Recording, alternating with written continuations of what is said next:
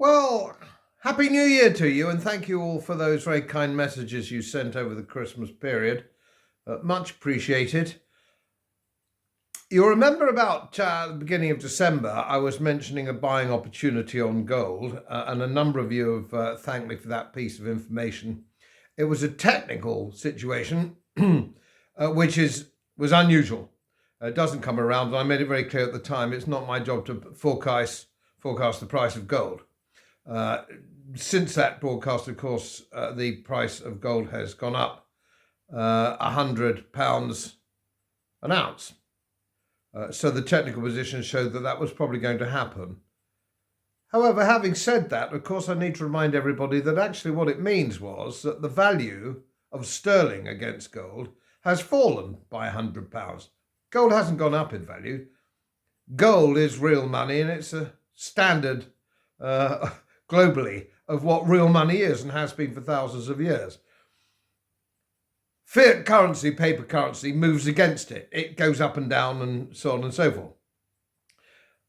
But we know as a general rule, over a reasonably long period of time, it is a preservation of wealth. And the United States dollar, since 1971, since the dollar stopped being linked to the gold, as we all know, the United States dollar 1971 has fallen by somewhere in the region of 94%. So over the very long time, there's no question about it that gold is the preservation of wealth, and all you need to do is look at the charts. And I'm going to clip on some charts to this for those geeky people like me who like to look at charts. But I want to leave that for the time being. You can make your own mind up. The gold webpage now is the biggest independent, not-for-profit website on gold in Britain, and it's all there. Interviews, Q&A, the whole thing. So I'll leave you to that. I don't want to go down that route. But what I want to talk to you about today, as we go into 2024, is inflation. Because you are being told a lot of lies by politicians, financial journalists, and even academics about what inflation is. And I want to clear that one up because I think we're going to see a lot more of it in 2024 globally, but certainly in the West. Inflation simply is an increase in the money supply. That's what inflation is. Don't let anybody tell you that it's anything else. So the more fiat currency you produce, the more paper money you produce, whether it's dollars, euros, sterling, yen, none of it's relevant. They've all fallen since 1971 drastically, some more than others. The Swiss franc isn't quite so bad, and the Singapore dollar isn't quite so bad, but they all tumble. Paper currencies are a waste of time in the long term. And of course, the reason for that is that governments and central banks print them. They can turn the handle and print them. And the more paper money you pump into an economy, the more people are going to want paper money for any goods that they sell you, whether it's oranges, apples, cars, houses, makes no matter what it is. The more paper money you pump into the thing, the more people will want that inherently, fundamentally worthless piece of paper. Now, let me just sort of explain that a bit more. If you would agree that the staple thing for the average family from 1800 to 1900, roughly speaking, would be bread. Bread was the staple commodity, if you will. And you'll find that from 1816, and I've said this before, sorry to repeat myself, from 1816, when Britain went back onto the gold standard from the Napoleonic Wars, up until 1913, the price of a loaf of bread was broadly exactly the same. And that's when we first saw the sovereign raise its head. Which is sort of still around today. So this is the stability of price. And then if you would argue, as I would, that the stable commodity for the 1900s would be oil, I don't think anybody would take exception to that. It's a fundamental energy commodity. Doesn't matter what the geeks and lunatics glue their asses to it doesn't matter about all that stop oil, it's all bollocks. Oil is the stable commodity. And it's going to be like that for a very long time to come. You don't believe what you read from George Monbiot in the Guardian. It's all nonsense. So we've got that. Now, if you look at the price of oil per barrel from round about 1900 to round about now, as measured against gold, you'll find the stability is extraordinary. The line is absolutely flat. So it is a preservation of wealth, not an investment, and I've said this before. Gold isn't an investment. It's not get rich quick. It's a preservation of wealth. So inflation is increasing the fiat currency supply. That's what leads to the prices that you're seeing rising in the shops, and everything that you want to buy is becoming more expensive. I was in the store this morning, would you believe? And on my shopping list was one of those pots of Bovril, if you will, which is now £5. That's inflation. And of course, I was around in 1973, 74, when inflation, if you picked up a pot of coffee or a pot of whatever it happened to be, it would have 5 or 6 labels on it because they were relabeling it all the time as the value of money declined. Now, you will be told this year, when this gets out of control by politicians who are consummate liars, that this is about what they call price gouging. Greedy supermarkets, greedy vendors, greedy everybody is just putting the price up to take advantage of you.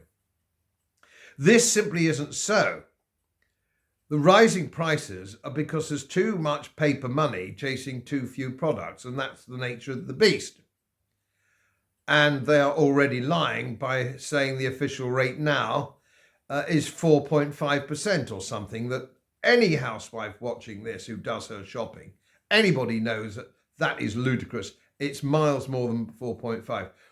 What they do is, when they measure it, the government, politicians, is they put into the inflation basket commodities which they think haven't gone up too much. They take out the sort of things that we have to buy on a daily basis. So this is how they fiddle it. And already now they're talking about, because I think they're beginning to realize they know this is going to happen in America, they're talking about price capping. Let me say a word about price capping. They'll say, oh, right, we're going to cap the price of apples. We're going to cap the price of oranges. We're going to cap the price of chocolate, or whatever it happens to be. Anything that you find in your supermarket, we're going to cap the price. And of course, everyone will say, yeah, that's a good idea. These dreadful people profiteering from ordinary folk, and so on and so forth. But when you cap prices, what you've got to understand is that all that happens is it becomes unviable. That product becomes unviable to sell, those apples, oranges, box of chocolates, whatever it happens to be, because you cannot sell them at a profit.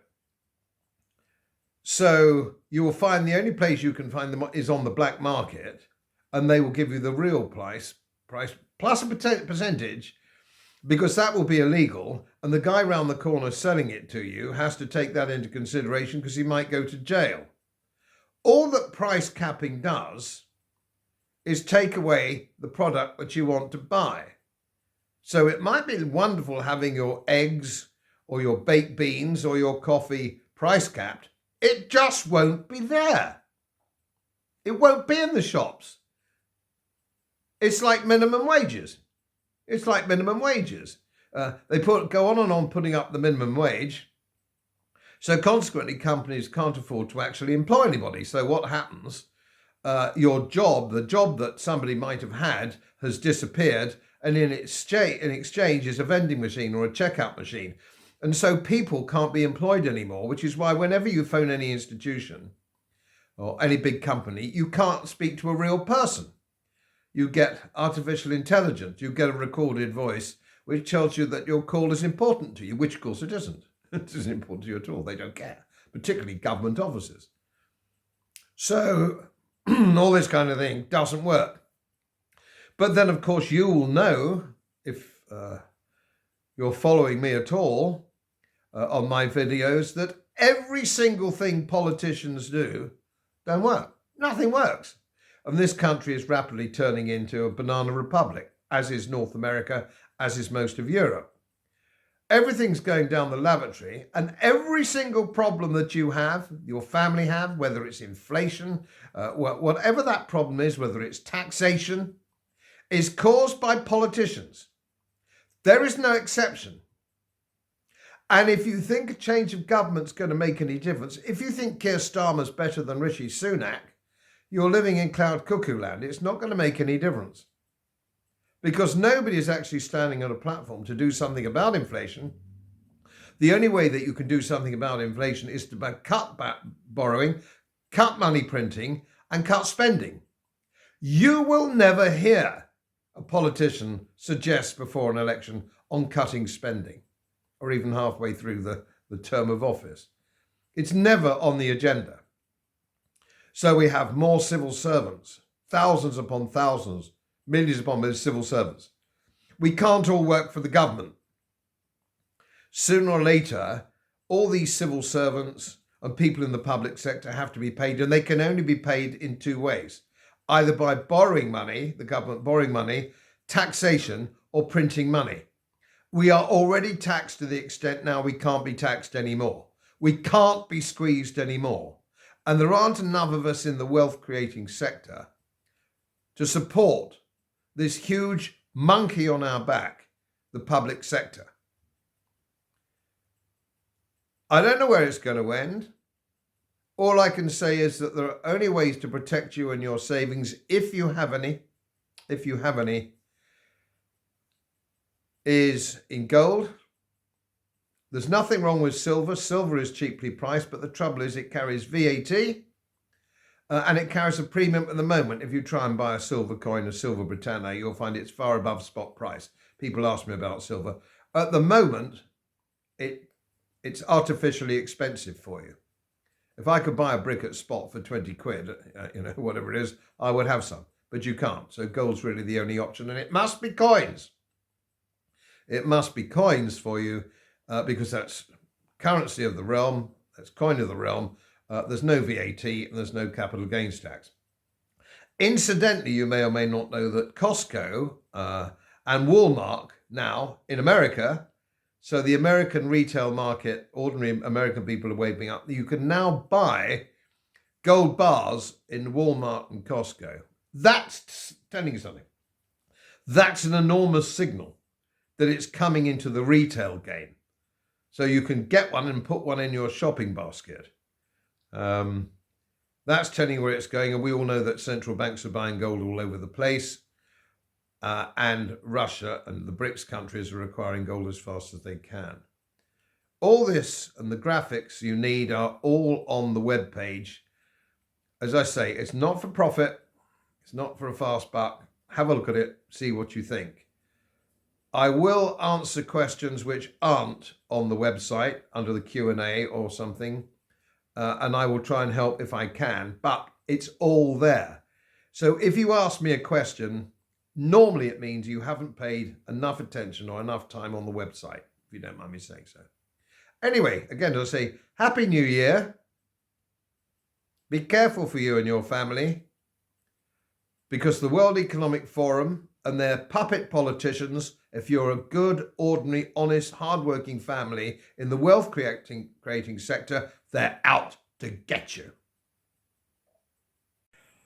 As most of you know, my work is very heavily independently research-based, and I get my information from all over the world. It would help if you press the subscribe button and the little bell next to it, because the more subscribers I have, the more likely it is that international independent research institutes will share their material with me. It's most helpful, and then of course I automatically share it with you. So, surprise, won't cost you anything. Thank you very much.